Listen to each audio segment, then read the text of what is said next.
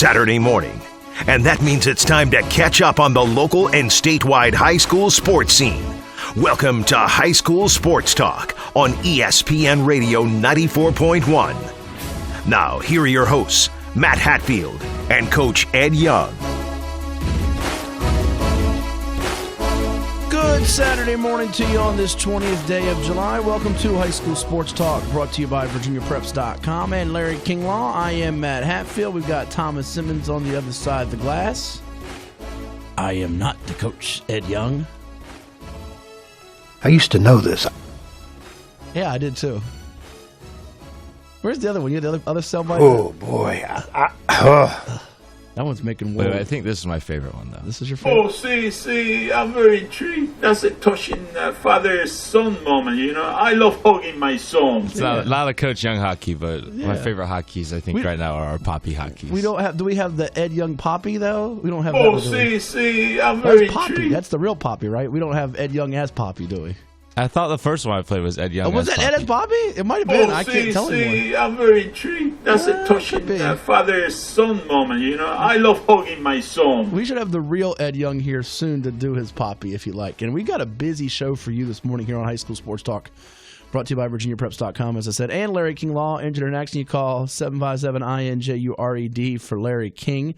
We've got guests and playback interviews all morning long as football season is almost here. I've been at, gosh, Thomas, I can't even count how many camps I've been to the last 2 weeks, either before the 757 to 6 or after the 757 to 6, which you can hear weeknight 6 to 7 here on ESPN Radio 94.1. And I've been out in the heat baking. You've been doing Matt Hatfield 2 days. I have been. And you know what's funny? People get geared up when people say practice starts. This is the thing that just drives me nuts about. And I'm not criticizing other local media outlets, so that's it. People are going to think that's what I'm doing. That's not what I'm doing here. But they're like, well, practice starts this week. And I'm like, no, it doesn't. If you cover this stuff year-round like we do, it pretty much has been going on year-round. Now, they're not always in helmets and shoulder pads. However, at the CNU camp, the Portsmouth camp, and then there's a camp next week at Western Branch, a few nights next week, where there's about 8 to 10 schools, I think, involved. They are allowed at a camp to do that. They're just not allowed to, in other, I should say, settings to do that and hit each other. But between 7-on-7 and camps and combines, it's a year-round deal. I mean, it's nothing that's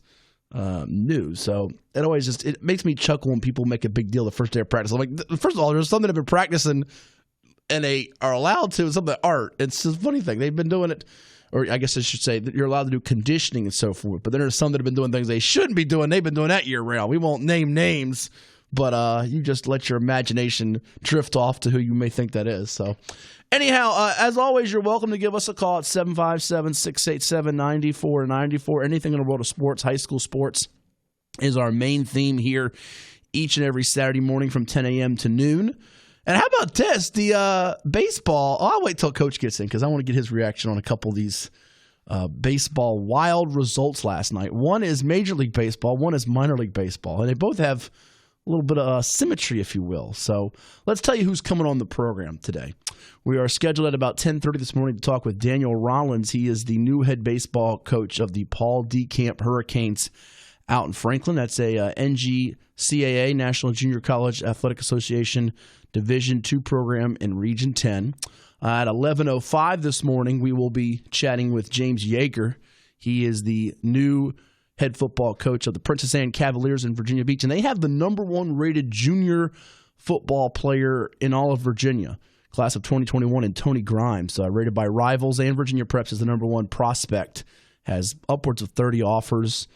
Virginia Tech, Texas A&M, I think Big Ten, SEC schools, you name them, they're all in the picture for Tony Grimes, who I think we've had on our site probably our front page more than any other player this summer because he's always getting so much attention. So we'll chat about how the outlook is for the Cavaliers, led by Tony Grimes, but Coach James Yeager will join us, former assistant coach at Salem, so we'll dig into his background as they open up the season against the Kempsville Chiefs, who ironically enough we had their first-year coach, Darryl Cherry, on the show last week. And then we have interview playbacks we're going to squeeze in all morning long from those camps that we've been out to. We're going to try to talk with our play-in, time permitting, interviews with Hickory's Donnell Brownie. Chatted with our own Reese Becker of VirginiaPreps.com, Doug Pereira of the York Falcons, Highland Springs head football coach Lauren Johnson. You say, well, why are you doing an 804 guy? This is the 757. Well, first off, we have listeners all across the state on our streaming outlet on ESPN Radio 941.com, ESPN Radio 941.com, and on the front page of VirginiaPreps.com are many of our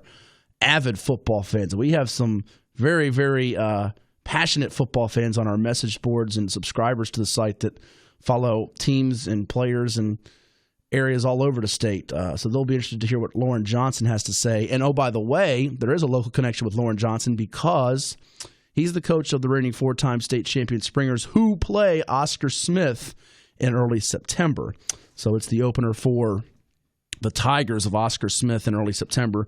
So we'll have Donnell Brown, Lauren Johnson, Doug Pereira of York. We'll try to squeeze in Robert Jackson of Norcom, Doree McCain, head football coach of the Maury Commodores, who talked with us about Darian Varner, who yesterday committed to Temple, and Darian Varner as well, who committed to Temple. And how about this, Thomas? I know you get into the recruiting aspect of things. So Darian Varner, defensive lineman for Maury, became the second player in this class of 2020 to decide. We also hit on Keandre Lambert with Coach McCain and his update in that interview, which we'll play. But C.J. Beasley committed about a month or so ago to Virginia Tech. Varner's got 3 hats on the table. He's got East Carolina, Thomas. He's got James Madison. He's got Liberty. He reaches for the JMU hat, puts the Duke's hat on, takes it off, unzips the jacket for Temple, and puts a Temple hat on, and everybody went nuts. So he's going to Temple, which would be to the delight of our good buddy Will Driscoll, a Maury and Temple guy. I love watching guys try and outsmart everyone because people sometimes they're expecting maybe the switcheroo. So it's always fun watching people the meta exists now so that you have to try and outsmart the people who are wondering. Yes. So I always love watching how are they going to try and get people. I saw this about Temple the other day, though. Temple, I believe the last 3 years or 2 years had more first and second round draft picks or just NFL draft picks in general than Texas. Did they really? I've got to look up the specific number because it's an incredible stat. I'll get it by the end of the show. I read it this week. It blew my mind. And it was really just a credit to Matt Rule. Sure. I'm not trying to be a naysayer for Temple, who, by the way, have gotten a local player in Kevon Bruton out of Lake Taylor recently, and Dante Burke out of Bishop Sullivan a couple years back. But maybe that speaks more on the struggles for Texas than it does the positives in recent years. Although we know Tom Herman's going to get them turned around there in Longhorn Country coming off the big bowl win, and they also beat Oklahoma last year. So we'll have that here on the program. A guy who's never going to switch hats. He always keeps the New York Yankee hat on or the Nansman River Warrior hat on because he is the head basketball coach of the NR Warriors. The real, not imposter, not fake, the genuine, in the flesh, Coach Ed Young, who, folks, you can see later on our HS Sports Talk 941 page how he will look 30 years from now. You can see how I will look 50 years from now, and we'll let you decide who looks the best. Good morning, sir. How are you? I am tremendous. I wanted to give the traffic, but I'm not going to give the traffic. No, don't do that. We're up against the... I'm just going to say this. If you don't know how to drive, will you please not get behind the wheel of a car? Well, that would be a logical... But there's people that have no clue. There's a thing on the left side of the steering column. I thought you were going to do the traffic. It's not a traffic report. It's just a traffic help. Oh, okay. It's called a signal indicator. You push it up or down depending on which way you want to go. And then you go the way the signal blinks. You don't go opposite. You don't just randomly take your pick. When there's a solid line, no matter what color it is, you don't cross the line. Well, because you think you can, because your car does, you don't. That's the rule, one of the rules of the road. Please. Stay at home, save a life. It may be yours. There you go. You should write a book one day.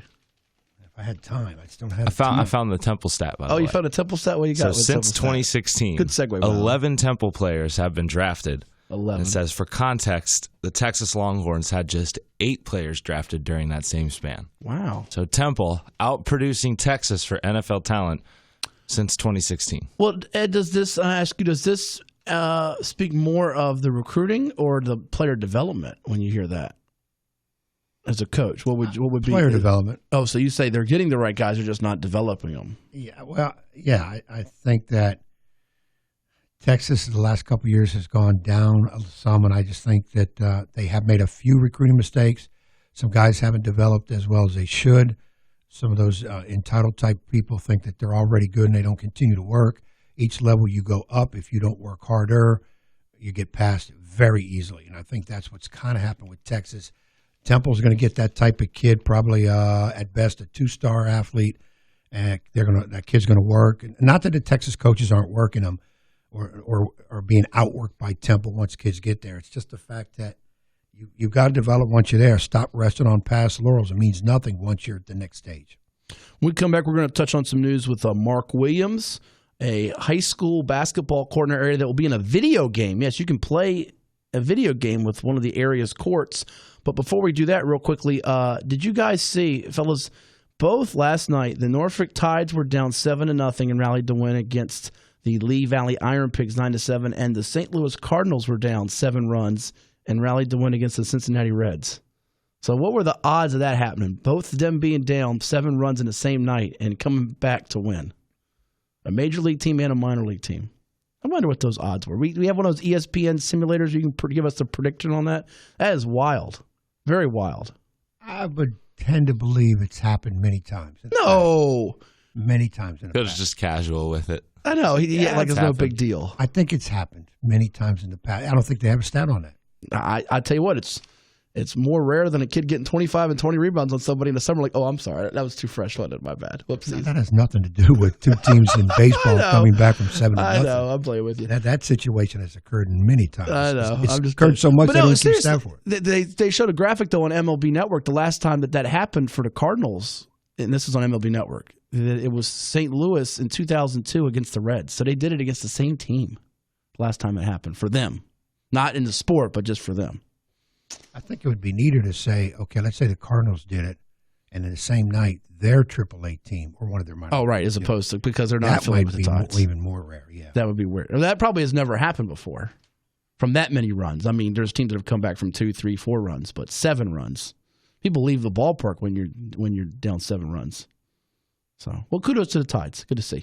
All right, we come back. We got more to do here. Give us a call at 757-687-9494 with the Coach Ed Young. I'm Matt Hatfield. Thomas Simmons here, too. It's your Sports Connection, ESPN Radio 94.1. Recapping another busy week of prep sports. It's High School Sports Talk on ESPN Radio 94.1. Welcome back to High School Sports Talk, brought to you by VirginiaPreps.com and Larry King Law. Engineer and action, you call 757-INJURED. Matt Hatfield here with you alongside the Coach Ed Young. Thomas Simmons, our producer engineer. We'll get to more topics at hand in the world of high school sports here in just a bit. But our own Reese Becker of VirginiaPreps.com was out at Christopher Newport University alongside yours truly, watching some of the teams, getting in the action for football, and he caught up with Donnell Brown, head football coach of the Hickory Hawks at his alma mater, a former JMU Duke as well. Here's what he told us about the Hawks and their progress on ESPN Radio 94.1. Coach Brown, what kind of improvements have you seen from your team so far through practices, summer conditioning, and the scrimmages here? Well, a lot more dedication to the weight room. Kids are working hard in the weight room, getting stronger. Anytime you had not so much of a young group, but we only had about, 6, 7 seniors last year when we played. So now you got that group. They're all maturing.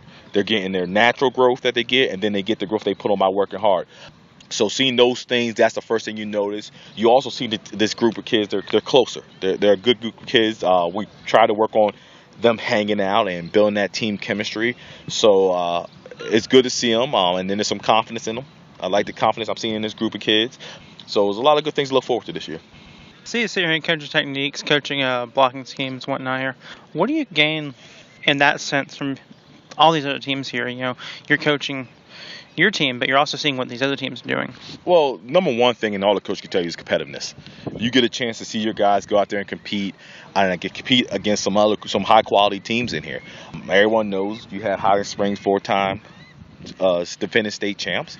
So, you get your kids to see what they kids do and how they practice and how they work and how they handle themselves. Bethel, they got a new coach, so they're doing new things. And Doug Pereira been with York for a while, and he's been consistent with them and has some high years and things like that. So you get to see other schools out here and kind of get a feel of what they're doing and how they're training their players. On the other side, as coaches, you get to see sometimes that they're having the same problem you're having. This is how they address that problem. This is how they're doing that stuff. Like I said, it's when we play against each other, And we're playing against Bethel. We're playing against those in the season. None of these teams are in our district, but when we play against them, if we happen to play against them, of course we're trying to. Yeah. But when you don't play against them, the coaches, it is a community where you sit there and you're sharing ideas. So it's a great atmosphere for kids, and they get to compete. They get to experience college facilities, college lifestyle of having to go to the dormitory, having to get something to eat, wake up, and come. So it's great for the kids to get that exposure. If you had to give me one or two key players, underclassmen and upperclassmen, Okay. who do you think they'd be? Well, let's see. Some of the guys that, that were some good players for us last year, we got a good group of seniors. They all bring something unique into the table. We do have a returning quarterback in Cam Manning. We have a receiver in DB in Corey Chapman, who's been pretty good for us. Also Mike Evans, who played linebacker and running back. Those guys have been some of the big names. But like I said, we have a great group of seniors with Ryan McBride and Trevante Harper, Jeremiah Council, Ben and Will Milliken. Like, it's really a good group of seniors. I know I just gave you a whole bunch of names, but it's really a good group of seniors that a lot of them bring something different to the table. Now, you have some that may stand out to the college eye better and things like that. So that's the ones I gave you. But as a group, they're all going to contribute and help us to what we need to do this year. What's the biggest improvement you see from Cam this offseason? His confidence. Well, I mean, I know people say, "Oh, you just say confidence." No, he works, and people don't realize he works all year long. He lifts weights. When he's playing soccer, he's lifting on his own, but he's also getting training at QB all year long. You see his footwork improve, his confidence with his throws, his ability to read the defense has improved tremendously. I'm looking for big things this year. I really think in his mind he got a switch that good things are going to happen for us, and I'm excited with that. So. Last question for you. You're at Hickory. Of course, Hank Kraft, the baseball coach at Hickory, they went deep. Have y'all talked between coaches, just motivation or just wherever you can share between coaches, even though it's a different sport, different season, complete different ball game. But do y'all talk about motivation and keeping your players focused like that? Absolutely. Because he's a master of that. Oh, Hank's a great guy. He's a great baseball coach. But we've had numerous discussions, just talking. Although sports are different, we're dealing with the same kids. And Hank is a very, very great coach, and he's very honest and real about the situation. He understands the difference between baseball and football and what things that he can do that work well with them that may be hard to transfer to football. But then he also understands, hey, these things can go over to football and go against any sports. But yeah, me and Hank, we talk a lot. We talk almost every day. We actually texted each other last night, something else, but we texted each other last night, and it's good to have coaches that's been successful. You had Sarver, Melvin Queen, who had a little more success in track this year, and Sarver always been successful in cross country. John Holmes been good golf.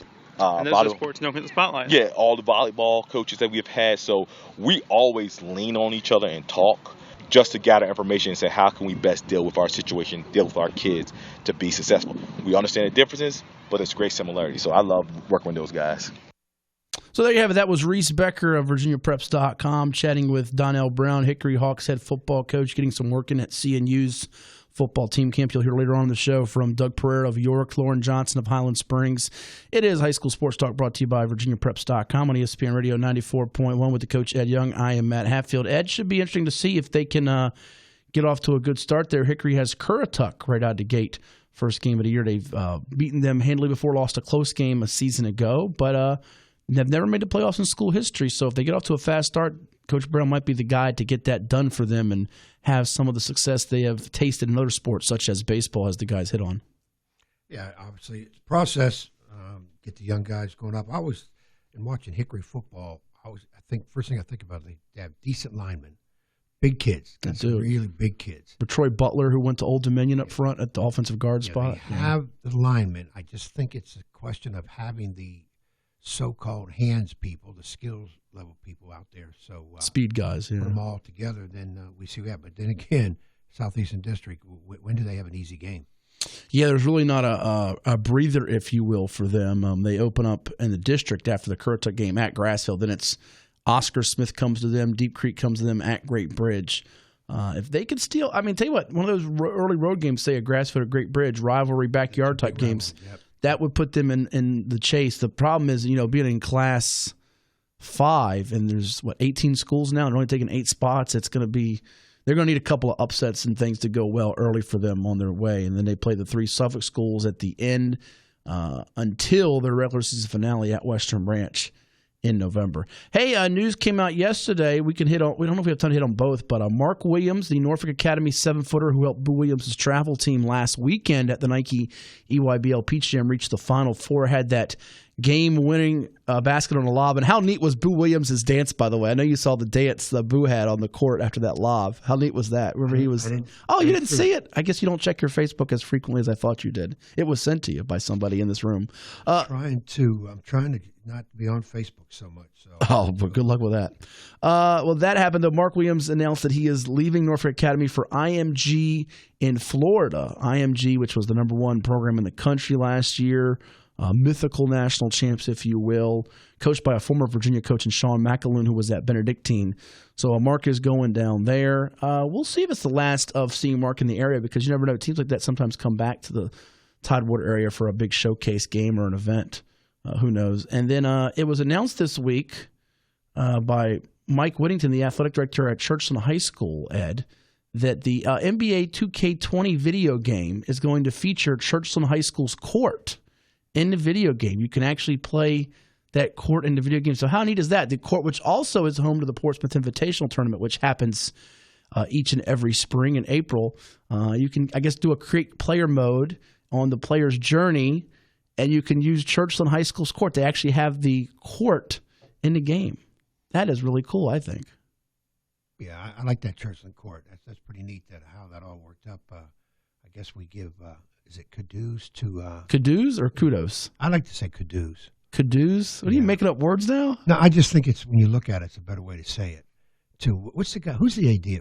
I just said Mike Whittington. Yeah, Mike Whittington. Okay. Let's give that to Mike Whittington, who, by the way, I have a home visit with one of his children in terms of playing basketball in the river. That's the one when you cut in line at Harbor Park on Turn Back the Clock night that you were. I didn't cut in line. You did cut in line. The youngster. We have cameras. We reviewed the evidence. Youngster let me in. He didn't do that. You get when a youngster lets you in. That's not true. That's not what. They let you in, but the people behind you said no. You're not cutting us. Waiting for hot dogs, and you just went ahead and did I can't turn down thing. a young kid that says, Mr. Coach, you can come up in front of me. And I got him some fries in that, too. So no, you didn't. Yeah, that started the whole recruiting process. Is that legal or not? Well, it depends. Was he in a high school when you did that? No, he was entering third grade, I think. Well, then it might be legal. I don't know. Is that legal? That legal, Thomas? Can he do that if he's in third grade? Buy him fries? He's not. You can buy French fries? Yeah. I mean, they're going to call it, or is that a recruiting tactic for the coach? Oh, I don't know.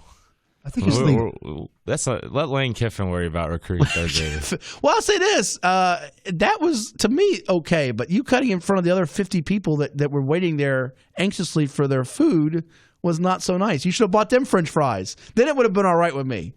If you bought the kid and all 50 people French fries, then it'd be okay. I think you're just mad because I got in front of you. I you. am mad because I had to wait in line and I didn't get to cut. Yes, totally correct. And they ran out of your fries. That is absolutely right. And if I could have, I would have gone up to you and said, "Pow," right in a kisser. We come back, we're going to talk to, who are we going to talk to? Daniel Rollins, is that correct? Baseball coach at Paul D. Camp College, and then one of his youngsters that's going to be incoming freshman, JB Blum from Southampton High School. That's coming your way on High School Sports Talk on ESPN Radio 94.1.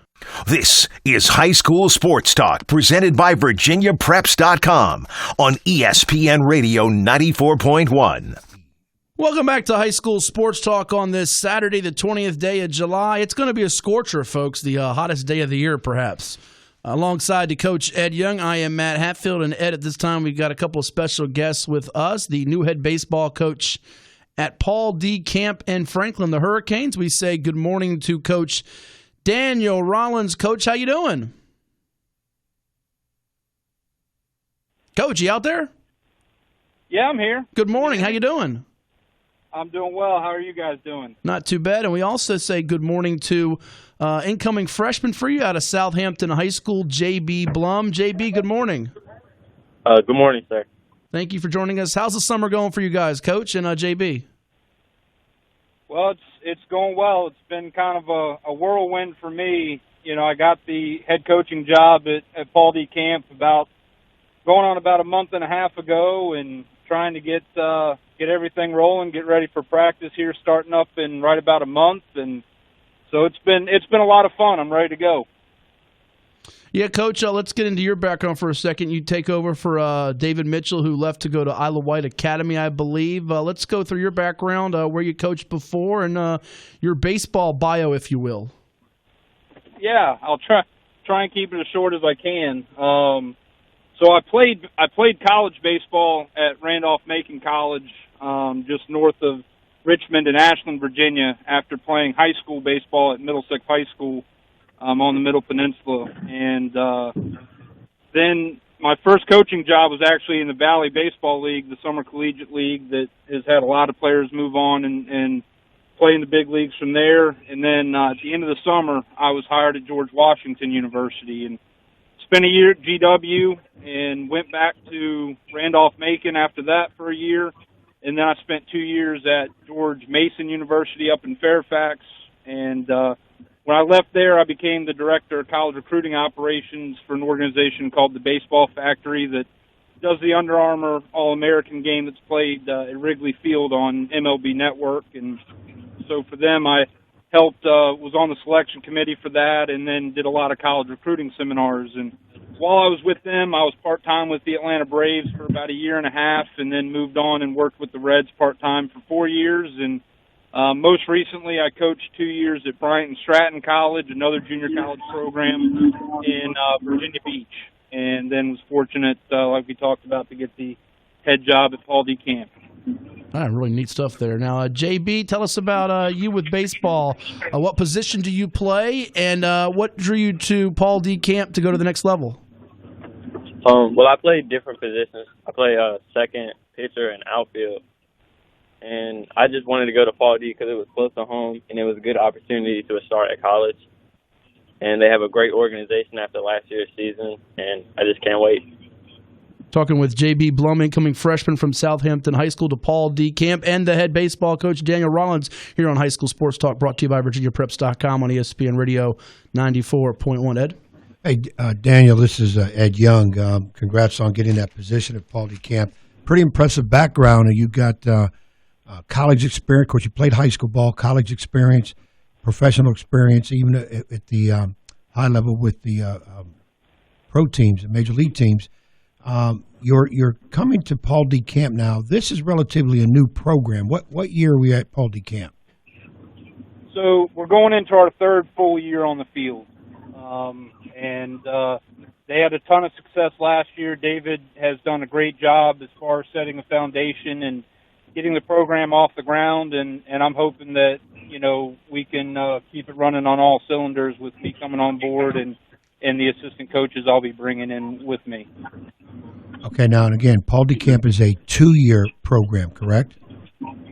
Yes, sir. We're a 2-year junior college program. We play in the ever-tough Region 10 conference. We're a Division II program, and year in and year out, our conference is extremely tough. And I truly believe when it comes to junior college baseball, probably outside of Florida, it's one of the toughest regions on the East Coast.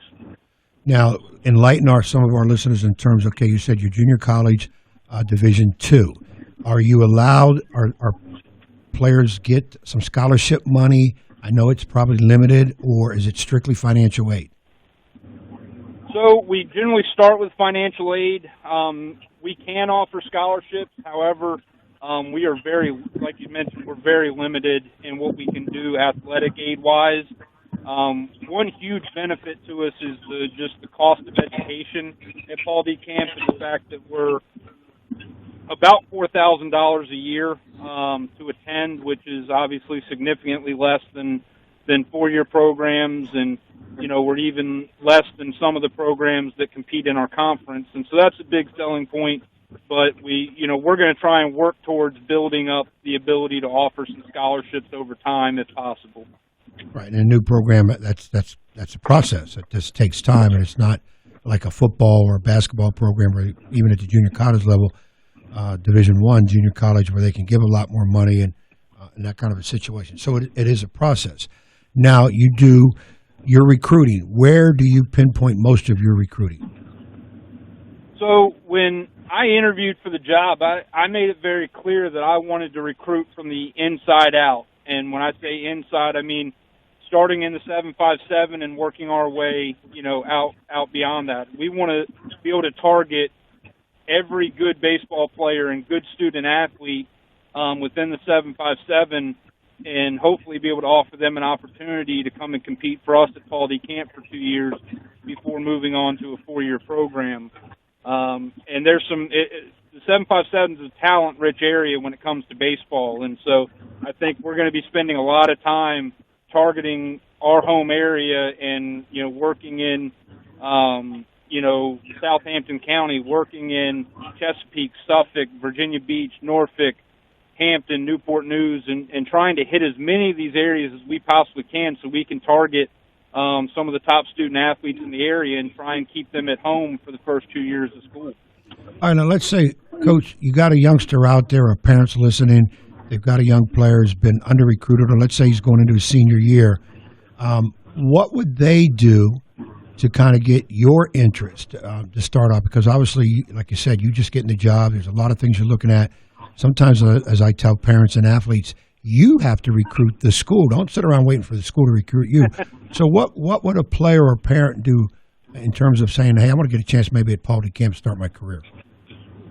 Absolutely. So the two easiest routes for me would probably be, one, to email me, and my email address is drollins, Rollins, at pdc.edu. And then on our athletic page, if you go to pdc.edu/athletics, you'll find our athletic recruitment form. And if you fill that out, that information comes directly to me, and then we're able to start a working relationship at that point and talk about setting up a visit, and me or one of my staff members getting out to see that student athlete play, or being able to evaluate film, one of the two, and kind of seeing if we can be a good fit for them, academically, athletically, and socially.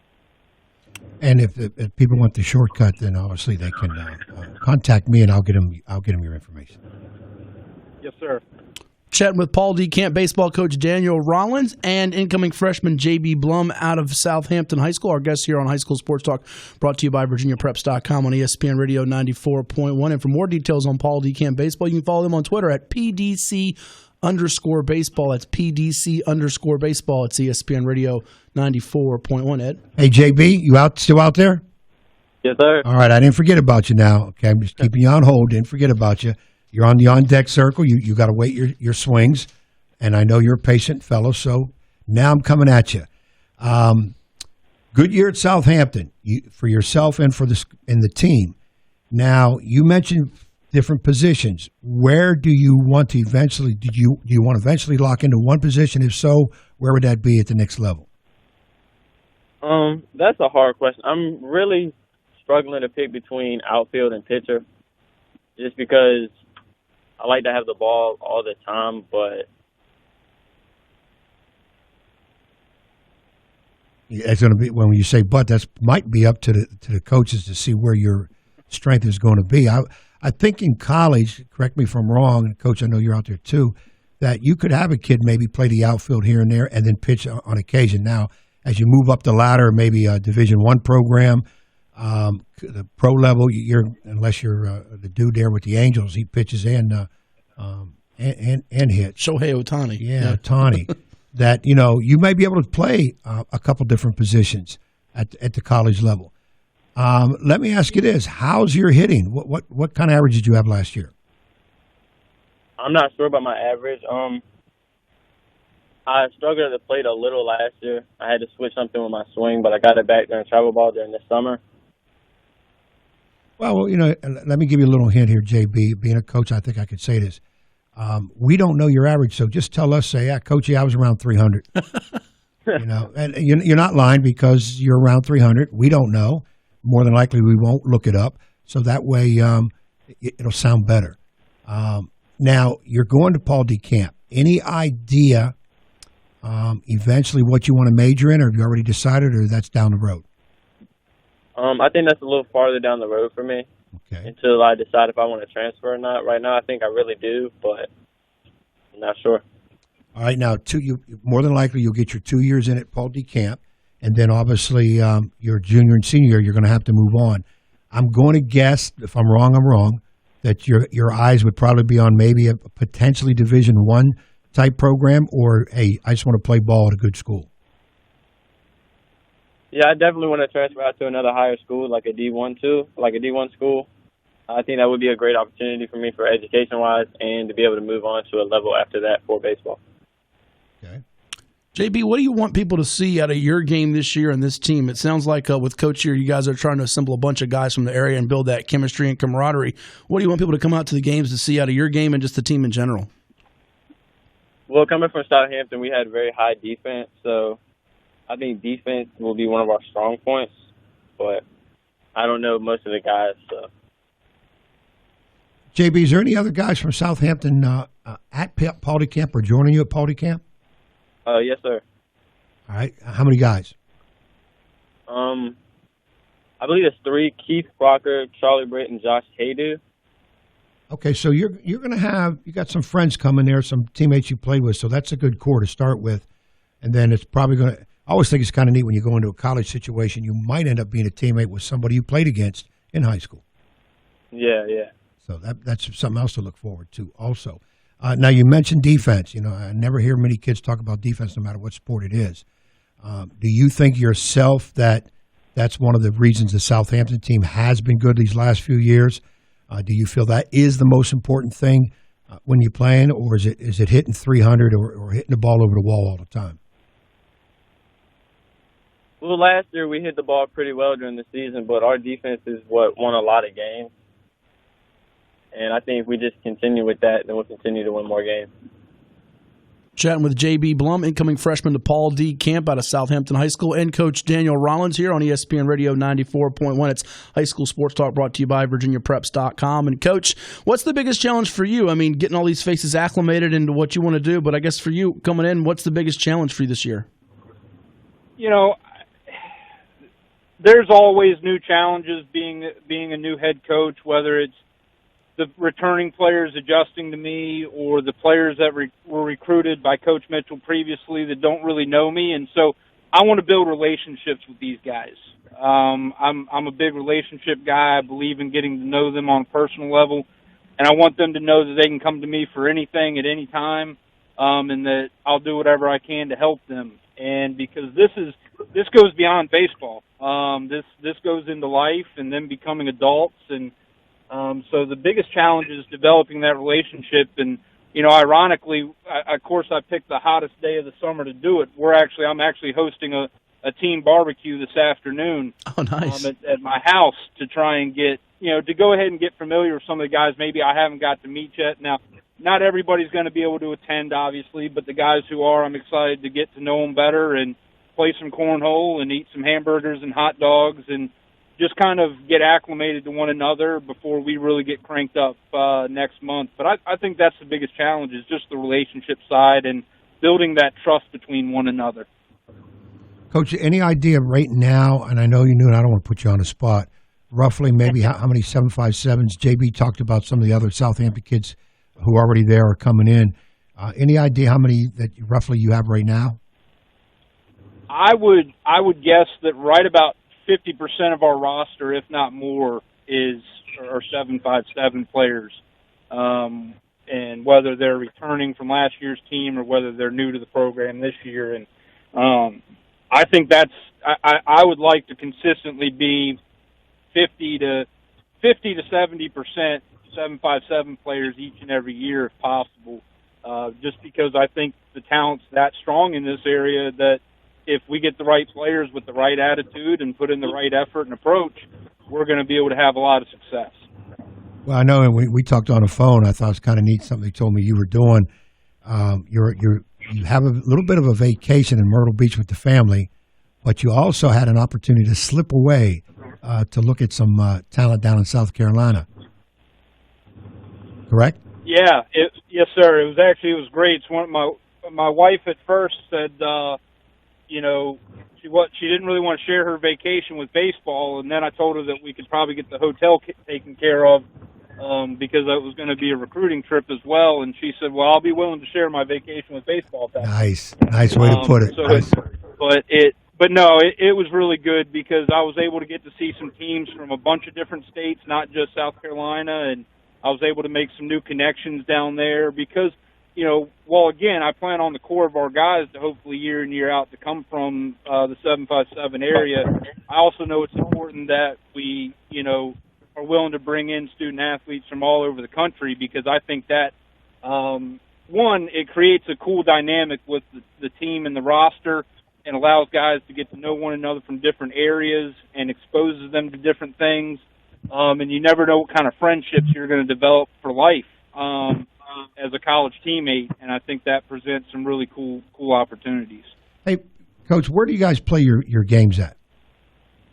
We're very fortunate. Our field is right on campus. It's about 20 steps off the main campus building in Franklin, and so we're very fortunate to have that. We've got a beautiful turf area right next to it we can do for training and our in cage work, and so we're fortunate. We play right on campus at home.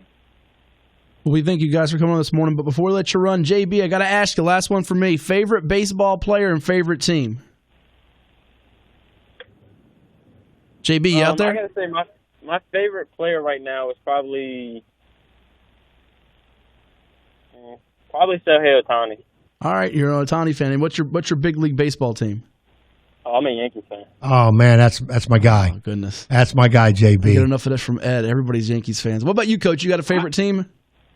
Well, I don't know if JB and I can be friends now. You're Red Sox. But, I'm not a Red Sox fan. I just can't stand the Yankees. Ah, there you go. Oh my God. I'm actually I grew up a Braves fan. Not bad. Up, I lived outside of Richmond, so I got to see Chipper Jones play, Javi Lopez, Ryan Klesko, all those guys, and so I'm a Braves fan at heart. Maybe we can get some friendly agreement with Coach and JB if the Yankees and the Braves were to meet in the World Series and see one of you got to suffer or something. I don't know. We'll see except the team that loses. So, guys, thank you so much for coming on. We wish you all the best. JB this coming year as an incoming freshman out of Southampton, to Paul D. Camp and Coach heading into the program year one. We'll talk to you guys soon and enjoy the rest of the summer, all right? Thanks, sir. Thanks for having us. Good luck to you guys. It's Daniel Rollins, head baseball coach at Paul D. Camp, and JB Blum, incoming freshman, our guest here on High School Sports Talk, brought to you by VirginiaPreps.com on ESPN Radio 94.1. Yeah, that actually might happen, a Yankees-Braves World Series. That's a pretty decent real. Yeah, it's not the way they're going right now. That's I think wrong NL East team. You want the field? They might not get in your team, and if they don't get in, they could be firing that skipper. By the way, let's just pretend that's not even a possibility. It is a possibility. Yeah. Hey, did they win 2 in a row? Yeah, they did. Yeah, big accomplishment. They did. I just want to throw in. I think the Yankees have a second best record in baseball. Coach Rollins and me can be friends. I don't detest him as much as I used to when they were winning all those, and they were very cocky. I thought when they were winning, and now actually, and I want to anger both bases. Now the Red Sox fans are kind of that way. They're kind of cocky. Once they win 5 or 6, they kind of like rub in your face. We're the champs. You know, us little Diamondbacks fans out here, we have that one memory to hold on to, which was the Luis Gonzalez bloop single over the head of Derek Jeter. Jay Bell scored, and the Diamondbacks are world champions. Joe Buck bellowed out there at Bank One Ballpark in 2001. Oh, it was a glorious moment. I cried, Thomas. I cried tears of joy, not sadness. Ed cried tears of sadness. I'm not a giant Aaron Boone fan, but I applaud him on that argument with the referee the other day, the umpire. Not all the cussing that he did at him, but how he backed his players and told the young umpire that he had to get it together. There were some hellacious calls, but you're going to get those regardless. But I kind of liked how Aaron Boone backed his players. We'll take a timeout. We got James Yeager right around the corner from Princess Anne High in Virginia Beach. Don't go anywhere. It's High School Sports Talk, brought to you by VirginiaPreps.com on Coach Ed Young's favorite radio station. What is it? Oh, it's without a doubt ESPN Radio 94.1. Now back to High School Sports Talk on ESPN Radio 94.1, presented by VirginiaPreps.com. Here's Matt Hatfield and Coach Ed Young. And we welcome everybody back to High School Sports Talk here on a beautiful Sunday, Saturday, Monday, Tuesday afternoon. What day is it? It's Saturday. It's Saturday. It's Saturday morning here on Your Sports head hasn't Talk. been the same since you came back from Nevada. We won't say where you were in Nevada. We'll just let you figure out where. I was in Reno. Oh, okay. Hey, my partner, Matt Hatfield, caught up this week with one of my favorites on the high school football scene, the head coach of the York Falcons, Mr. Blue Smoke himself, Doug Pereira. And let's hear what Doug had to say about possibility of some more blue smoke this year. All right, I'm here with York head football coach Doug Pereira, getting some work in here in July in the heat under the lights at CNU Team Camp. Also seeing the likes of Hickory and First Colonial and Highland Springs and some good competition as well. Coach, tell me about how the offseason's gone for you. Your team has been back in the playoff mix. You had that one rocky year, but you guys are back to where you're one of the better teams in the Bay Rivers District and the 757. Right. Well, there's been some transition this year. My right-hand man, Creighton Incomenius, is now the head coach of Bethel. And they're here, by the way. Well-deserved. He needs to be over there doing that with his alma mater. So that's caused some change as far as how we're going about things, how we're running things. But we've got 22 seniors coming back this year. So we're comfortable, we're experienced. These guys, a lot of them started as freshmen when we had that really rough season. And so, they're ready to go. Expectations are high within the program. The players, they expect big and great things this year. Playoff teams we have to face are going to be pretty awesome down the road here. Goodness, class 3 with what, Phoebus, Lafayette, Norcom, and others? Absolutely. I mean, it's crazy. But, that doesn't even matter right now. We've got to take care of tomorrow. We've got to take care of the first scrimmage, second scrimmage, and so on and so forth. And that's the approach we're trying to take as much as possible. CNU is a great opportunity for us to get a lot of work in. Start to see some of the guys that are stepping up that maybe we didn't realize would step up. And, time for us to get some camaraderie going with the kids. Let's hit on a couple of your seniors of that great group, Jaden Flood Brown for you, and Troy Cartwright, who had, I think it was 7 picks 2 years ago for you. Right, yeah. Try is a playmaker.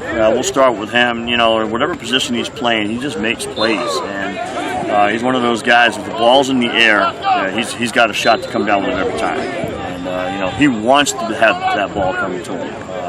Jaden is just a solid all-around athlete. He can do a lot for us and will do a lot for us in various ways this year. And, the type of kid that I'll fuss at him for the way he just ran the football. He scored, but I got to nitpick the little things because in the playoffs we'll need it. But, both those guys are great kids, great players, love having them on the team.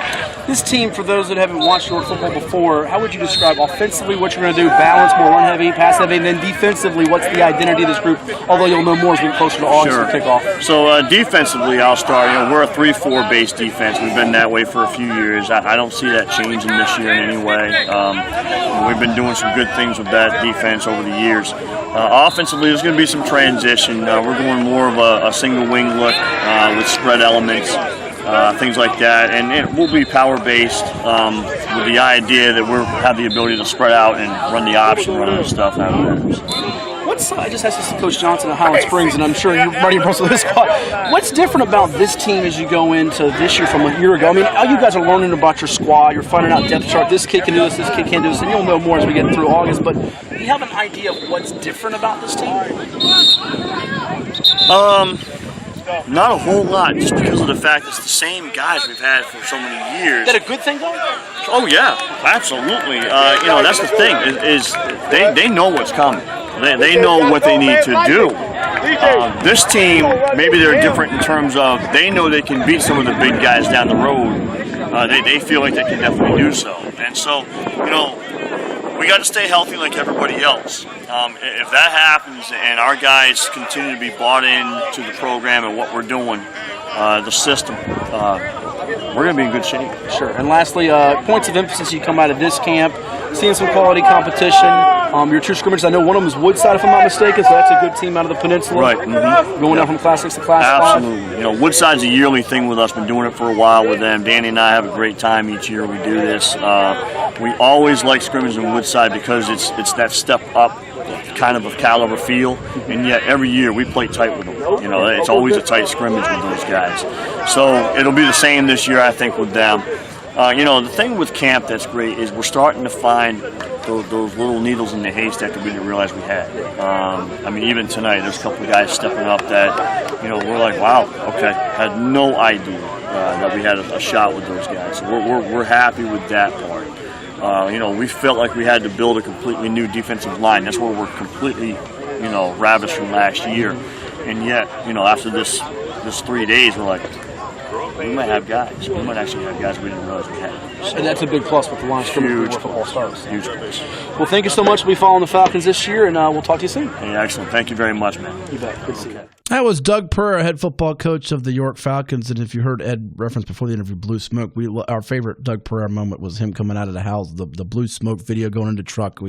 Doug's a very well-respected coach and has a good football team again this year. They open up September 6th at Gloucester. Then they have the two heavyweights in the Bay Rivers, Poquoson, Lafayette right off the back. So similar to what we said with Smithfield for those couple of years, we said Smithfield could start out like 0-2, 1-2, and then reel off 7, 8 in a row. I could see conceivably York win that opener. They might lose the next two, but then they could finish up on a 7-game winning streak going into the playoffs as the sleeper in a region where Phoebus, Lafayette, and Norcom are considered the favorites. Well, I don't think they're going to back down, obviously, from the power teams, so-called power teams. If they would end up on the wrong side of the game in terms of losing and handle it the right way, which I'm sure Doug and his staff can kind of help along those ways, if in fact that even happens, they're definitely going to be all right. Because it's that long run that you're looking at, not just what happens first 2 games of the season. And it's a neat dynamic there. They're a senior-heavy group, and they have a bunch of freshmen. So once this group leaves, it might take a tiny dip, but then that group coming up could be really, really dangerous in a couple of years up there at York. It's a double-edged sword. When you play a lot of young kids, especially freshmen, you're going to have the mistakes made. You play veteran teams, you're probably going to have some L's. The good part of it is be patient, because if everything stays the same and those kids continue to work, they get that experience when they're younger, they're going to get better and better as they get older. Then you reap the benefits 2-3 years down the road. Coming up next, we'll be talking with James Yeager, new head football coach of the Princess Anne Cavaliers in Virginia Beach. That's on the way on High School Sports Talk, presented by VirginiaPreps.com, exclusively on ESPN Radio 94.1. Recapping another busy week of prep sports, it's High School Sports Talk on ESPN Radio 94.1. Welcome back to High School Sports Talk on this Saturday, the 20th day of July. I am Matt Hatfield, joined by the coach Ed Young. And at this time, Ed, we have a special guest with us. He is the new head football coach of the Princess Anne Cavaliers in Virginia Beach. We say good morning to Coach James Yeager. Coach, how's your summer going? It's mighty hot out there. Yeah, it is. It's we had some plans to get out and get a little extra work in outside today, but that got shut down. We had to move it in the gym because it's pretty brutal out there right now. So, but we're still getting some work in.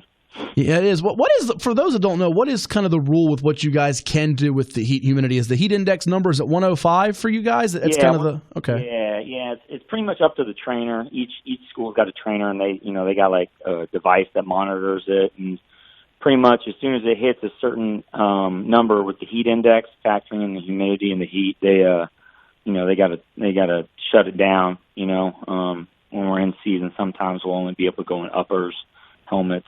No helmets if it's super hot. So it kind of depends on what the number is and, the trainers, what they tell us, and we just kind of follow suit. Yeah, we're all at the mercy of Mother Nature indeed, Ed.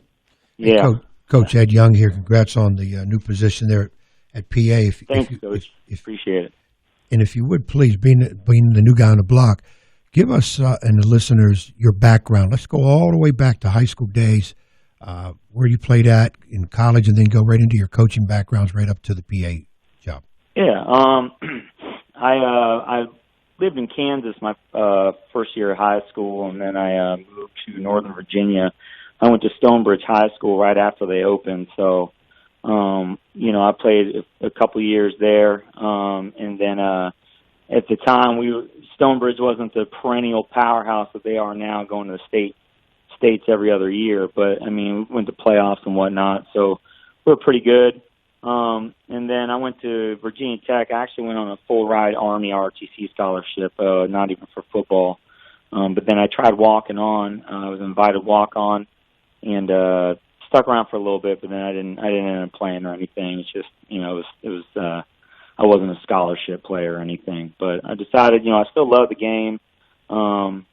And I got into coaching as soon as I graduated college, and coached the year out in Roanoke of William Fleming High School under Rob Cincinnati and Don Holter, who actually just recently got the head coaching job at his alma mater, Salem, in Roanoke. Yeah, so he was kind of my first mentor, and then I moved to Richmond after my first year coaching with Zach Hayden. He's back up in Roanoke too, but he got the head coaching job at Lee Davis back in 2010. I was with him for 4 or 5 years out there. Started calling the defense my third year coaching. And, you know, we were playing the Highland Springs, the Varinas, Hermitage, when Patrick Kane was there. So we were competitive. You know, we're 5-5 was our worst season. We went 7-3 another season, a couple 6-4 seasons, with not a ton of Division I guys, unfortunately. But we played hard and we stuck around. We were a tough game pretty much for everyone. And then I moved to California for a year, had some family stuff I had to go out there and take care of. And then when I moved back to Virginia, I was at Green Run for a couple of years, and then Salem last year and PA now. So I'm primarily just doing defense the whole time, and been fortunate enough to be blessed with this position. Chatting with James Jigger, the new head football coach of the Princess Anne Cavaliers in Virginia Beach, our guest here on High School Sports Talk, presented by VirginiaPreps.com on ESPN Radio 94.1. And you mentioned Stonebridge there, Coach. I got to ask you, do you marvel at what Mickey Thompson does year after year after year at Stonebridge with that single wing? Oh, man, it's unbelievable. I mean, you could see the beginning of it when I was there. It's just discipline. Everyone has a role. Everyone embraces their role. It's not like they've got 15 D1 guys every year, that are 5-star guys. They'll get one of those guys occasionally, like a Jonathan Allen will roll through, but they develop talent there. When I was there, Ed Wang, he was a friend of mine. He ended up going to Virginia Tech, played tackle. He actually stuck around the league for a couple of years. So, they've just kind of taken it to a whole new level since I graduated. I mean, I was the first 4-year graduating class there, so I graduated in 2008. Okay. So they've ever since then, they've just continued to get better and better and better and better. So yeah, he's amazing. I never had him as a teacher, had him as a coach, but he's a great dude, and he's extremely detailed and intense, and I'm really happy for the school. Coach, listening to your background, pretty varied background, some really decent guys you worked under, some really good programs. What do you want to establish at PA without giving a whole lot of secrets away? I know you football guys hold it close to the vest, where us basketball guys, we just steal from each other and use it in the same game. What do you really want to establish there at PA, both sides of the ball? Well, the first thing I want to establish at PA is I'm really looking to establish a winning culture. I mean, I wasn't overly familiar with the area. But, I've done some research on PA since being here. And unfortunately, you look back at the history, and they've only had 3 winning seasons, I think, in about 40 years almost. And that's the whole point of, running a program. You want to win games. So that's my main focus, is coming in here, looking at the culture and trying to change the culture. I mean, you can talk X's and O's, and like you said, I'm not going to go into detail about what we're running, but I can say that we're definitely going to, I'm focusing on being hard-nosed. Grit's a word we talk about, sticking in it to the very end, fighting tooth and nail no matter what, and just changing the mindset here, really trying to have a positive outlook on things. Don't let people fall into the same old stigma of it's the same old PA and they're going to go out and play a bunch of close games, but only be able to come away with a couple wins, So we're trying to change that, instill discipline, but have fun while we're doing it all. Build relationships with these kids and really try and help them grow as young men. Well, Coach, I got to look at the idea that you got a good one to kind of lead you out front with Tony Grimes. Some can say the best junior in the state. Really tough kid. Elaborate more on him, and if you want to, I know he's going into first year, but some other kids that you want to be known. Yeah, Tony's an awesome kid, and it really speaks to him and his character to stay around because, I'm not dumb. I know there's a lot of schools in the area that were trying to get him to move to their school, and because PA was in transition, and there was even out-of-state schools that were trying to get him. And we sat down and talked, and, I told him what I would like out of him and what my vision was for the program. And talked with his father and his brothers on Tino's in the program as well, and they decided that this was a good fit, and they wanted to see it through. They wanted to try and be that class that really gets PA pointed in the right direction, not just for a season or two, but for the foreseeable future. And I think that speaks a lot to the character of his kid. I mean, there's nothing wrong with wanting to go and be on a winning team. That's awesome. But I feel like it takes a little bit extra to want to stick around and really try and, no guarantees, but really try and turn something around and make something out of nothing, especially when there was a lot of turmoil at the end of the season with how things ended over here. So, I think you look at the athleticism, it's all there. He checks all the boxes. He's tall, long, he's got speed, he can tackle, defend the ball, he can catch the ball, getting better at that. But the character, that's what I'm looking at right there. The challenge. He likes the challenge. He could have gone just about anywhere and been on a winning team anywhere and help them, but he wants to stick around here and try and turn things around. So I love that. Well, he sounds like he's a team guy, Coach, that wants to see and also enhance the level of his teammates as well. Who are some others in addition? We know Tony Grimes is a shutdown corner. He's as good as it comes in the class of 2021. Who are some others we should keep an eye out for beginning on the offensive side of the ball? I'm going to start with my seniors because, they haven't gotten a ton of love. But sure. We got some linemen that I really like. I like their mentality. I mean, since day one, they've been in here and they haven't missed a day of weight training and conditioning or nothing. They're on top of it, and that's Caden McCants and Bobby Booker. They'll be seniors this next year. And, I love what they're doing. It's their last year, and they're really attacking it. They're not wasting a day. They're not wasting a rep.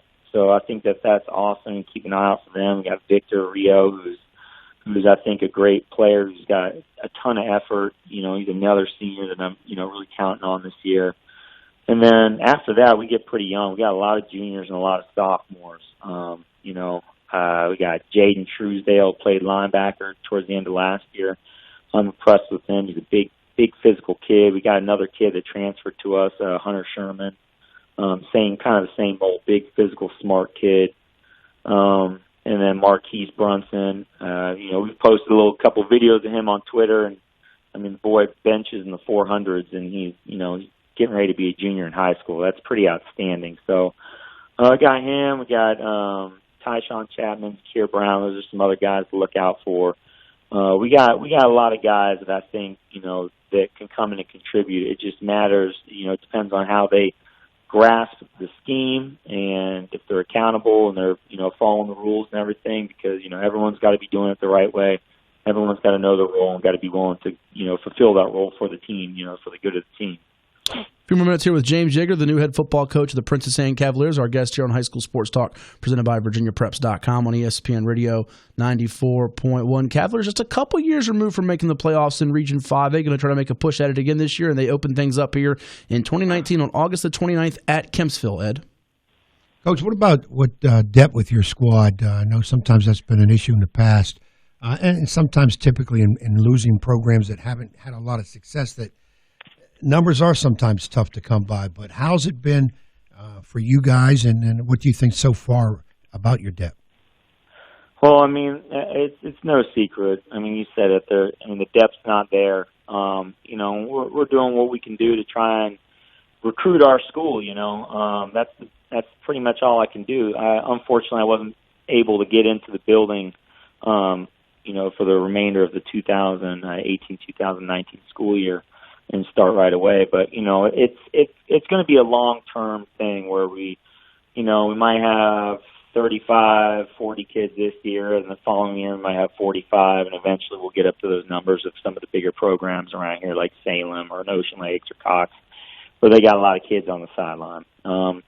It just pretty much makes us, as coaches, we really got to, be creative, earn our check, find a way to rotate guys in, keep it fresh, spend time with other guys that, we'll have to spill those guys so they can get a breather, so the main guy can get a breather. That's pretty much what we got to do. It's, I would love to come out in year one having the 50s. And that might happen, it might not. You know, at the end of the day, August 1 is the first official day, and I feel like there's still some kids out there hanging around that, you know, aren't coming to all the summer workouts. But hopefully once August 1 hits, we'll end up with a few extra kids, more than we anticipated.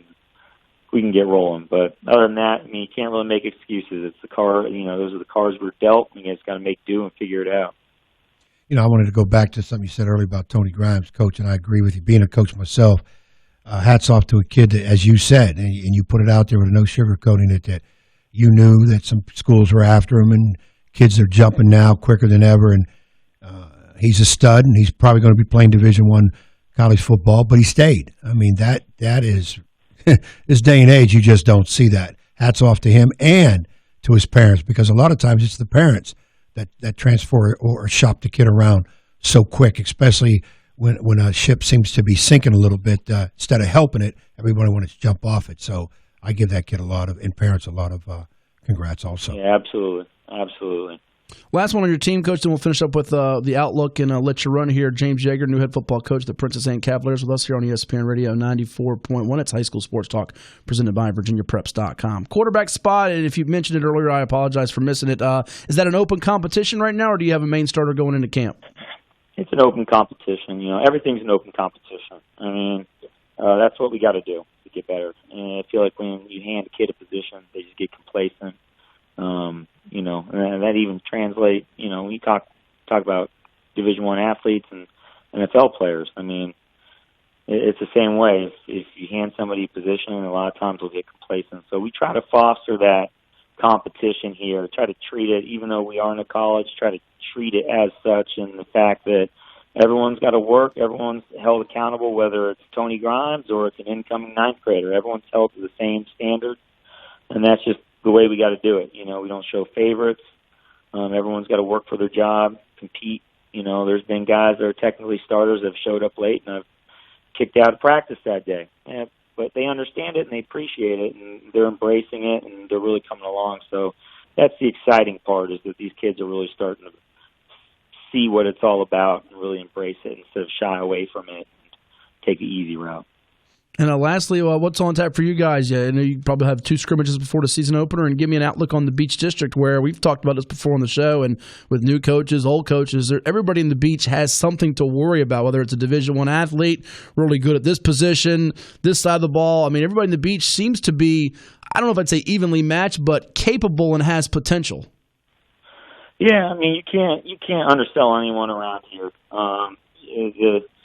You know, we got Kempsville's got Coach Cherry over there, and I've seen what he's doing. We've talked, and he's turning them around. So, you know, I feel like they're gonna compete. You know, they're gonna compete.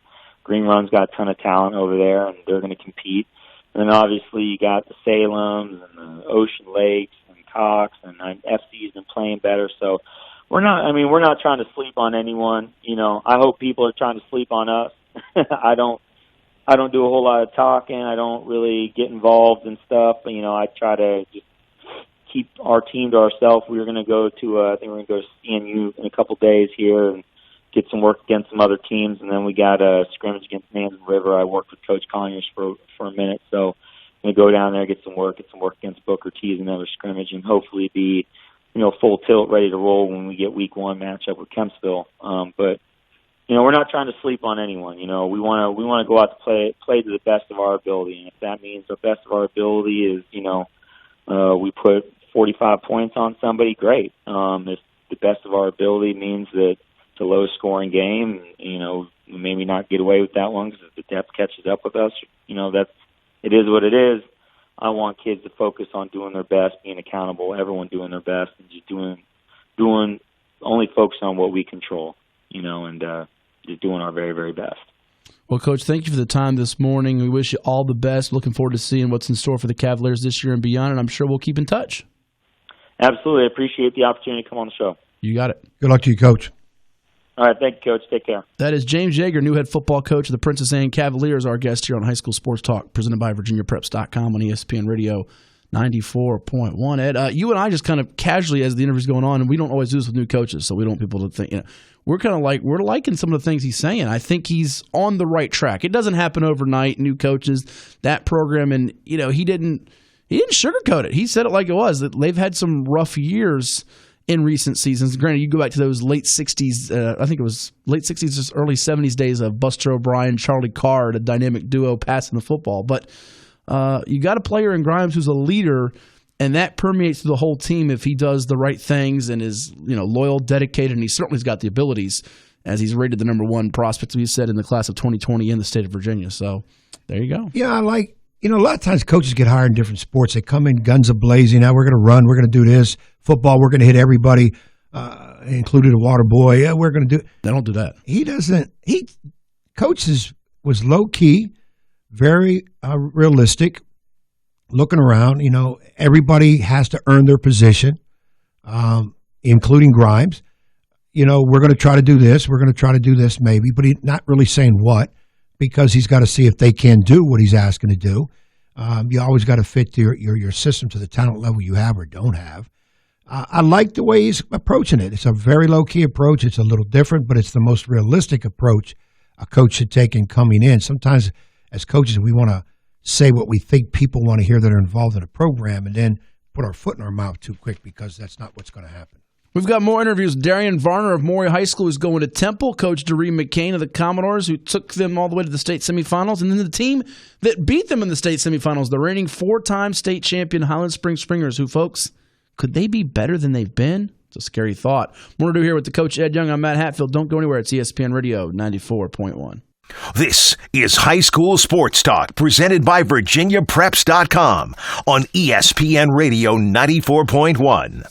Welcome back. Saturday morning, High School Sports Talk here on ESPN Radio 94.1. I'm the Coach Ed Young, and along with my co-host Matt Hatfield, you can hear us usually every Saturday morning, 10 to 12, brought to you by VirginiaPreps.com, so keep tuning in.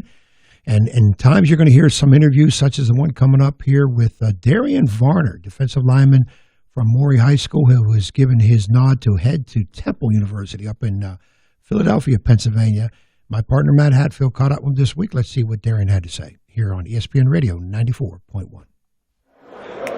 All right, it was decision day for Maury class of 2020 defensive lineman Darian Varner. He had hats on the table for East Carolina, Liberty, James Madison University, and he surprised everybody wearing the Temple Owls hat and shirt. Darian, first off, how's it feel to be committed to Temple? I feel a whole lot better now. I can finally speak up about it, because I've been committed for a little while now. Okay, you had a silent commit. When did you silently commit to the staff? About 2 or 3 weeks ago. 2 or 3 weeks ago? Okay. Now, this plan here to have those schools out there and pick Temple, how'd you come up with that idea? I don't really know. I just thought of it, actually. Okay. Just want to get the reaction from your teammates, everybody? Pretty much. Cool deal. Now, you committed a few weeks back silently. You made it public today. What was it about Temple that you liked? The coaching staff, they showed me mad love. Okay. When I went up there, they all treated me right. They kind of felt a little more at home, because I know it's in the city. I'm kind of like a city type guy, so I was kind of perfect. So you like the Philadelphia environment up there? Definitely. When they have a new coaching staff, as you mentioned, they've had some success here lately. When did they start recruiting you actively? Was it after this past season ended, or? It was around March. Okay. Around March when I first had my first conversation with them, and every day since then I've been speaking to the D-line coach, Coach Stewart, every day. What do they like about your game, and how do they plan to use you? Plan to use me as a 3-tech. I'm kind of quick and I'm kind of bigger. Fast and be a little big, so he said he likes the way I move around.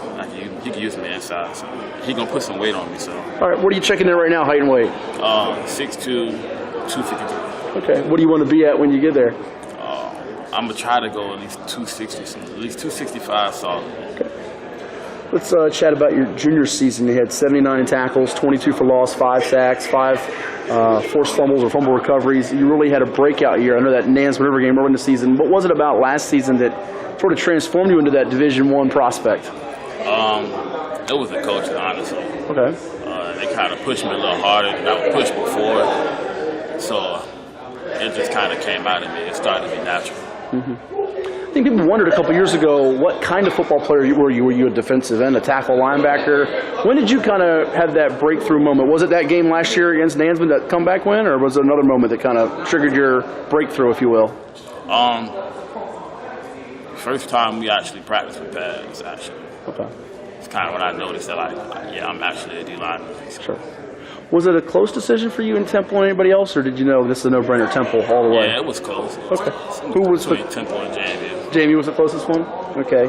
Now do you start to recruit other guys to come join you at Temple, be it on this Maury football team or the 7x7? Who you pitching to come with you to Temple? I'm going to try to get Dre. Okay, you're going to try. I gotcha. Last two here for you. Tell me best part of your game right now, and then the part of your game you're trying to improve on. What's the best part of your game?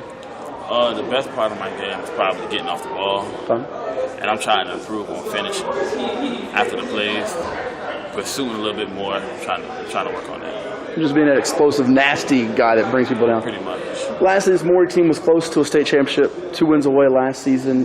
You know the ingredients are here for another deep playoff run. What's it going to take from you? What are the coaches asking out of you specifically in this defense to go to that next level? Go 120% every play, not just 3 plays out of the drive, every play. So that's what it's going to take. Well, the Maury Commodores defensive lineman Darian Varner is headed to Temple, but he's got unfinished business first this coming year as a senior. Thank you so much, and we'll see you soon. So there you have it, Darian Varner, big year for him last season with the 79 stops, 22 for loss going to Temple. But the Owls to play his college football out of Maury High School, our guest here on High School Sports Talk, presented by VirginiaPreps.com on ESPN Radio 94.1. And we'll hear in a little bit from Coach Doree McCain about more on Varner, as well as what the status of Keandre Lambert is with his recruiting. And they got a big-time scrimmage coming up. And we'll hear from Lauren Johnson of Highland Springs. And we'll also tell you our questions and polls we got up on our HS Sports Talk 941 Twitter page alongside the Coach Ed Young, Matt Hatfield here, Thomas Simmons as well. Give us a call at 757-687-9494. We haven't heard from Keith yet. He called in a couple times. We think he was at the hospital. Hopefully not. He wasn't dealing with the hospital. Maybe he was seeing somebody at the hospital. But let's hear from anybody out there, whether you're Keith or not named Keith, at 757-687-9494 right here on your home for sports. It's ESPN Radio 94.1. Now back to High School Sports Talk on ESPN Radio 94.1, presented by VirginiaPreps.com. Here's Matt Hatfield and Coach Ed Young. Go follow us on Twitter at HS Sports Talk 941. HS Sports Talk 941. We've got poll questions up there, links to stories, all kinds of high school sports content. Matt Hatfield here with the Coach Ed Young, Thomas Simmons, our producer engineer. And you can also see the FaceApp photos, the young Matt Hatfield, the old Matt Hatfield, and the young Ed Young and the old Ed Young. Which one's your favorite, Coach? I'm just going to take the way I am right now and be happy with it. He's not too pleased with this, Thomas. He's very upset. No, it's not upset. It's just that it's scary in the future, and we long live for what happened in the past. So I'll deal with the present. I think the young Ed Young, Thomas, looks a little bit like a cross between, what do you say, Robert De Niro and who was the other one you said earlier? Young Ed Young looked pretty cool in that picture. Yeah, Robert De Niro and young Rick Pitino. Rick Pitino, that's it. Yeah, you got a little cross between those two. You could be in Goodfellas too with that. Well, I had a current role in The Godfather. I thought you did. Yeah. All right, let's go to the phones at 757-687-9494. We got a couple interviews coming up in a bit here. 757-687-9494. Now, this is a guy we got to get a photo, and I can do it. The young Keith Holloman and the old Keith Holloman. Yeah, we got to get it. We say hello to the current Keith Holloman from Smithfield. How are you, Keith? How you doing, Matt? Happy to hear you. How you doing this morning? All right, Keith. We've been waiting for you. I got some breaking news today. Uh-oh, breaking news. Hit the tab. We got breaking news. Breaking news. This better be real breaking news, Keith, not like bogus breaking news. ESPN Radio 94.1. Breaking news. All right, Keith, what do you have? I won't be in Smithfield game. I'll be stepping away from Smithfield. Oh, you do this all the time. No, you're not stepping away. Yes, sir. I'm not buying it. Yeah, this is fake news, not breaking news. This is fake news. Yeah, I'm moving soon. I won't be in Smithfield. Ed, I'm depressed now. I was doing well. Boy. Okay. All right. So, Keith, you're not going to be at Smithfield. What's the reason? You're being interviewed here now. What's the reason? We stay at 5. We got our own place. I got my own place, and got my own place and stuff. Moving out, heading back off the board. Okay, so you're moving out of the Smithfield area? Yes, sir. And what area, if I'm allowed to ask, are you moving into? Will there be a new team you'll be supporting? Might be in Surrey. Surrey. Oh, Surrey Cougars. Ooh, so you're going to abandon the Packers. I think he's jumping bandwagon because and Surrey won a slide state over a championship. county over to the Surrey Cougars. Keith, are you sure you can do that? I don't know. That's the thing we had to do. My mom moving on. We had to do. Got to do what you got to do. I understand that. But so no allegiance to Smithville. You're going to break you're going to cut the cord entirely. Right out to the first.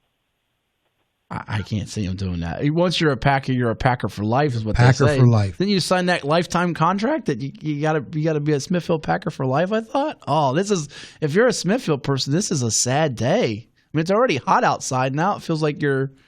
Oh man, Keith. Yes, sir. I'm speechless. Depressing, really, Keith. You depressed us. Terrible. I tell you what, Keith. I don't know what we're going to do with you, man. But you know what? The Surrey Cougar fans, I'm sure, will welcome you with open arms because they know what a good luck charm you are. So, yes, sir. Any chance that you'll be reprising your role of maybe mascot and become a Cougar? I don't know yet. I mean, it's probably going to take one day at a time. So that could be some breaking news down the road too. Look at that. He's already got the coach speak down pat. One day at a time. How many coaches have we thought we got to take it one game at a time, one day at a time? How about you take it? Why do you take it one day at a time instead of 1 hour at a time? I don't get that. No, Ed, explain that to me. I ain't rushing to things yet. Ain't not rushing to what I got to do yet. Keith, have you told the Smithfield people yet? They just did. Yeah, I told them. The other day when I was at school. Okay, they took it hard. Yes, sir. Some of them guys they don't leave me, man. We been here for all the time, 17 years. That is a long time, and your loyalty and passion is very commendable and admirable. They didn't throw eggs at you, though, did they? No, sir. They ain't throwing eggs. All right, good. They would have done that for Ed Young. They'd have thrown eggs at him and said, "Get out of here." You got to make it one attempt. I got another thing. And, what you got? We got a new head coach over at Southampton. And, yeah, we got the name last week. Travis Parker. Yeah, Travis Parker, previous assistant. He is the coach. He's brother of Darren Parker. Brother. Oh, he's Darren Parker's brother. See, I didn't know that. Yes, sir. All right. Well, tell him to get a hold of us. We're trying to get a survey to him in his hands he can fill out about the Indians, and we can tell everybody about the Indians. So. Yes, sir. I'll tell him. All right. Good deal. Y'all have a nice day. You too, Keith. Enjoy your weekend and stay cool. The new Cougar, Keith. From Smithfield. There you go. We're going to take a timeout. I'm just so flabbergasted. I don't even know if we have time to put the clip. Do we have time to put the clip, Thomas, or should we just take a timeout? I'm just flabbergasted at this point. Yeah, I mean, I don't know how to react now. It's like the fifth time I've heard Keith retire. We're going to need the fifth. That's more than Brett Favre. He's retired more than Brett Favre. I was going to say we need to get like a Keith tracker, like we had the Favre tracker. Yeah, he's retired more. He'll be out of retirement. Once August 10th gets here, he'll be out of retirement. He's going to wear a different uniform. That's all. He's a Cougar now. How many times have you retired, Ed? Be honest. I haven't retired yet at all. Have you threatened to retire? I know you've threatened to leave different places. No, you always threaten to leave different places. Retirement's not in my vocabulary. I got to work till I drop dead. Wow. Let's hope it ain't next week. According to FaceApp, that might be pretty soon. We'll take a time out. It's High School Sports Talk. I got to be careful. Brought to you by VirginiaPreps.com, and it's on ESPN Radio 94.1. Recapping another busy week of prep sports, it's High School Sports Talk on ESPN Radio 94.1. Welcome back to High School Sports Talk here on ESPN Radio 94.1. I'm the coach, Ed Young, and along with my partner, Matt Hatfield. You hear us Saturday mornings 10 to 12, exclusively here on ESPN Radio 94.1 with all the high school sports talk that we can get. You heard earlier from Darian Varner, young man that plays football for Maury High School. He's committed to go to University of Temple in Pennsylvania. And now we're going to hear from his coach, Commodore Coach DeRay McCain. We have Mr. Hatfield. I got a chance to speak to him also this week. And let's hear what else is going on with the Maury football team here on ESPN Radio 94.1. All right, here with Maury head football coach DeRay McCain, getting ready for the 2019 campaign. And another college football prospect, he had C.J. Beasley a few weeks back commit to Virginia Tech. And then today it's Darian Varner, the defensive lineman, committed to Temple. We'll see when the other guys like Tyshawn Granger, Deshaun Beal, and Keandre Lambert, the superstar for them, make their decisions. But first off, let's talk about Darian, Coach. I think he's a neat story. We documented up on Virginia Preps about he had the flu a couple games in the playoffs. He had his breakout season. Got to be excited for him to go to a school like Temple, AAC, and get a chance to play some big college football. Yeah, I'm proud of him, man. He's worked his tail off from day one he got here. I think that he saw there's a little bit more work that he needed to do when he got here, and academically, not that he was bad, but just the way we do things around here, we expect excellence. So I think that that turn up in academics, that turn up out there on the field, conditioning and stuff, something that he's never been a part of or seen. But the way he's attacked it in all ends has basically got him to the spot that he's in now. Yeah. I think a couple of years ago, and I just touched on it with him, about there was kind of a question of what is he? You knew he was a football player on the rise, but is he a DN? Is he a D tackle? Is he a linebacker? He said they're planning on playing him at 3-tech at Temple. When you break down schools that he's looking at and what they do defensively, schematically, what you guys do, and then Temple, kind of tell us the situation and how he projects for them in your eyes. I think it's the right fit. I think Temple's the right fit. We put Darian at 3-tech. We had him at end a couple times last year, and then we figured out. I mean, we knew he was end or a 3-tech, but it's more of a 3-tech. He's very explosive, has some good intangibles, obviously has some good talent. But looking at Temple and what they do, the coaches there and the D-line coach, he's actually coached a couple guys who I watched. Or myself and Darian have watched film on the guys that he coached previously, and you can see like their film and his film looking like a match. So it just looks like that he's going to fit well with what they do, the coach, the whole system to fit. So it was just a perfect situation for him. Before we get back to him specifically and then move on to some other issues here, Temple's kind of dabbled in this area before. When you were playing here at Maury and then went on to Hampton, they recruited some guys. I know Kevon Bruton went there from Lake Taylor High School, and he had a good amount of success back at the safety spot. But have you gotten the vibe from that new staff that they want to get in the 757? Yes, yeah, for sure. That school for sure has been down here trying to get in. Them, Liberty. It's been a couple schools that's not quite in Virginia, but right outside that border that's been like doing a very, very, very good job. And Temple's one of them. Well, it's funny. His 3 hats were Liberty, East Carolina, JMU. I don't think any of us would have been surprised at any of those choices. He picks Temple, and it seems like a shock, but they've obviously made a point against the Virginia guys. But the other 3 schools have been cleaning up pretty well in this area too. So we're starting to see a lot of people outside of just Virginia, Virginia Tech make no question. And I love it. And I love it just because it's more opportunities than guys just seeing just what's here, just seeing Norfolk State and Hampton. Not to say that there's anything bad, but just for them to be able to get something outside of what they normally see. I love for my guys to stay in state. I love for Virginia local guys to stay in state. But at the end of the day, it's their decision and their future. Couple more before he lets you run. And you look at Darian's game. Some people will say, "Oh, this guy's got senioritis. He's made the commitment." Don't worry about that with him. Not at all. Just because I won't allow that.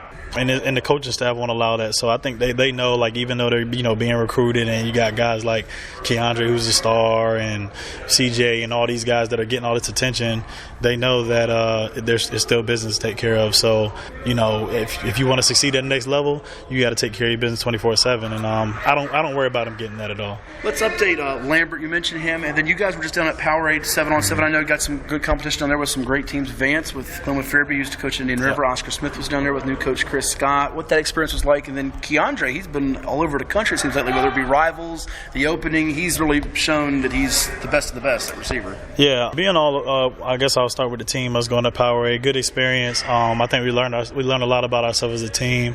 Had a couple things happen, need some fixes, but I think the players held it down on their own to make sure that we get those fixes handled, which is good. I'm glad that we're dealing with that stuff before camp even starts. So now when we get into camp, it's all positive vibes, and we know what we need to do to get there. And with Keandre, yeah, he's been all over the world and the country, man. And that's credit to him and the work that he's put in. I think a lot of guys early on in his stage, I think a lot of guys were just pinning him as Cam Chancellor's nephew.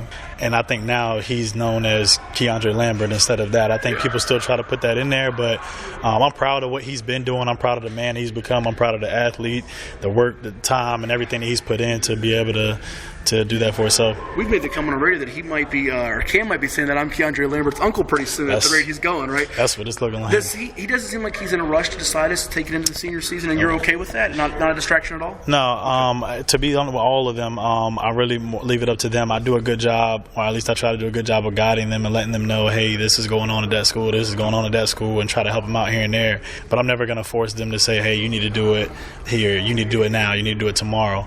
That's their decision. I want them to make sure that they're making a decision that they can live with, and not me making a decision for them or their parents making a decision for them. So Darian made his today. He felt comfortable with doing it, so he made it. And Keandre's taking his time with it, not making any time soon. So I'm completely fine with it. And just a plethora of great options, whether it's Clemson, Penn State, Ohio State, Virginia Tech, or somebody else. Lastly, and I appreciate your time, Coach.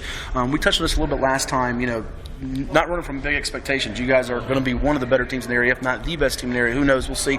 The thing that's interesting to me is you got a scrimmage with Hickory's a local team, and you got Gonzaga, who I've seen as top 10, top 25 in the country. So that's a really good measuring stick before you even get to game one with Bethel. Yeah, it was needed. I think for the guys that we do have, it's good for them to see that just in multiple instances. We feel like we're a good team. We got to do some things obviously still, but Gonzaga's a great team. They're one of the best teams in the country. So you get to see who you really are in that matchup.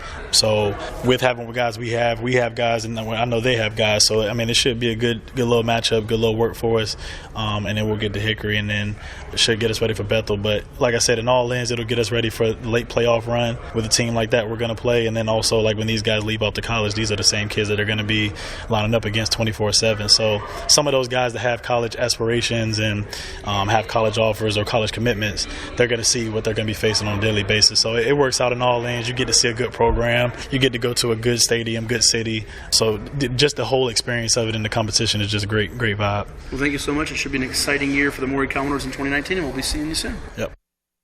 So that was Doreen McCain, Maury Commodores coach, with yours truly here, Matt Hatfield, about Darian Varner going to Temple and much more. Wow, they're scrimmaging Gonzaga. That's a big deal. Top 10 program. Big-time program. All right, we thank all the guests today. James Yeager from Princess Anne, head football coach, as well as JB Blum, John Blum from Southampton High School, now at Paul D. Camp, and the new head coach, Daniel Rollins. Thomas Simmons, other side of the glass. I'm Matt Hatfield. You, sir, are? I'm the coach, Ed Young. And Thomas, before we go, we have a poll question on teams with football on HS Sports Talk 941. What do you have out there tonight? Or today, we threw out a poll earlier today. Which one of these four teams that finished below 500 last season on the football field has the best chance to turn things around and post a winning record this year? You've got Churchland, Heritage, Kellam, and Norview as your four choices. And Matt, right now, early returns, Norview leading the way with 38% of our vote. They're followed by Churchland at 29%, then Heritage at 19%, and rounding things out, Kellam at 14%. So Norview, the leader of our poll, who's going to turn things around, go from below 500 to above 500 this year in football. I'm not so sure. They were 3-8 last year. The freshman running back, Katron Allen, went to IMG Academy, by the way, in Florida. Churchland was 5-6. Kudos to Kenny Gallup from Churchland, committed to Howard. We're going to get him on the show soon. Kellam was 5-6. Heritage was 5-6, and they're a perennial contender usually under Chubbs Massenburg. Ed, I'm leaning with Churchland. I like their schedule out of the gate. I think it's manageable. I'm going to go with Churchland. I'm going to go with Norview. You agree with the pollsters? Stay with Norview, yep. Coach Cotton coming back. You like that.